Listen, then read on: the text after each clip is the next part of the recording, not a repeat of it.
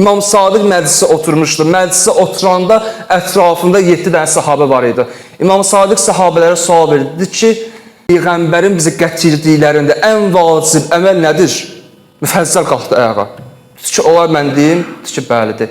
Dedi ki, yəbnə Rəsulullah, Peyğəmbərin bizə ən gətirdiyi vacib şey namazdır. İmam Sadiq dedi ki, otur, sən səhv deyirsən. Dedi ki, səhv deyirəm, dedi ki, bəli. Dedi, niyə? Dedi ki, namazın üzürlü səbəbi var. Dedi ki, bəli var. Dedi, nədir üzürlü səbəbi?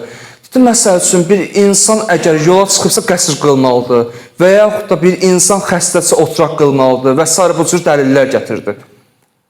Ondan sonra ikinci nəfər qalxdı ayağa. Dedi ki, ağa, mən deyə bilərəm? Dedi. Dedi ki, ağacan, Peyğəmbərin bizə gətirdiyi ən vacib əməllərdən ən üstünü oruç tutmaqdır. Orucdur.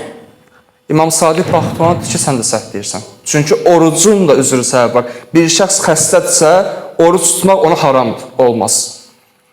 Biri qalxdı, dedi, zəkatdır. Biri dedi, xümüsdür. Axırda İmam Sadiq baxdı, dedi ki,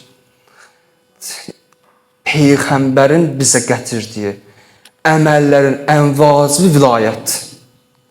Əgər vilayət olmasa, sənin nə namazın qəbuldur, nə sənin orucun qəbuldur, nə sənin verdiyin zəkat qəbuldur, heç biri qəbul deyil. Çünki Allah İmam Əli əleyhissalamın vilayətində heç bir üzr qoymayıb.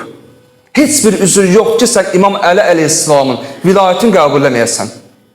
Bunda heç bir üzr yoxdur.